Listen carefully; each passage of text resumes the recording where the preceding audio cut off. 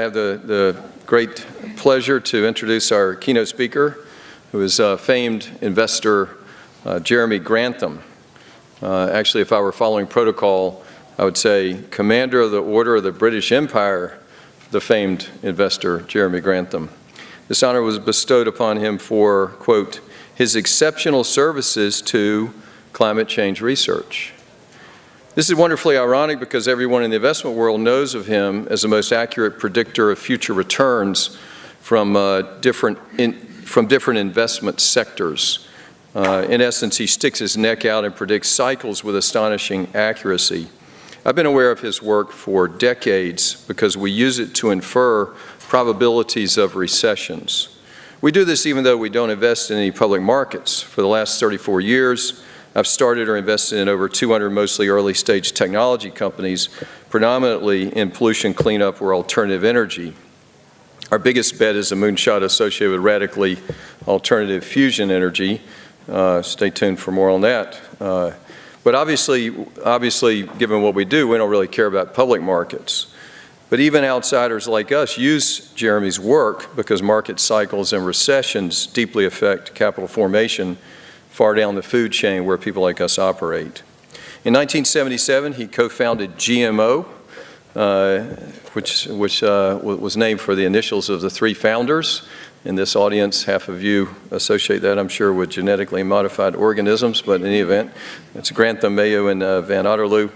And he's based in New York, and they manage tens of billions of dollars. On the Boston, excuse me, based in Boston. He came over to the colonies from England to attend Harvard Business School. On the environmental front, Mr. Grantham is a trustee, is or has been a trustee of both the Nature Conservancy and Rare Conservation. He became a member of the American Academy of Arts and Sciences in 2014. In 2015, he and his wife Hannelore were recipients of the Carnegie Medal of Philanthropy. These honors are based on their rich legacy of supporting environmental causes to the tune of up to $17 million annually, and have made the Granthams among the world's most prominent environmentalists. Jeremy and Hannelore, their foundation, the Grantham Foundation for the Protection of the Environment, focuses on battling climate change and protecting biodiversity. It supports the Environmental Defense Fund, where I first met him. I'm a member of their Action Fund, a C4 board, and the World Wildlife Fund. He helped establish environmental research institutes at Imperial College and the London School of Economics, and importantly at the Indian Institute of Science in Bangalore, and they've trained more than 100 PhDs who specialize in climate-related research. I want to quote Jeremy's wisdom from a 2013 Guardian interview. Me calling bubbles correctly is all data-driven and based on the optimism that is built into humans. Every time we see a bubble, we see an army of people screaming, no, no, it's not a bubble, everything is fine. He's also been known to quote that great line from Kenneth Boulding, anyone who believes exponential growth can go on forever in a finite world is either a madman or an economist.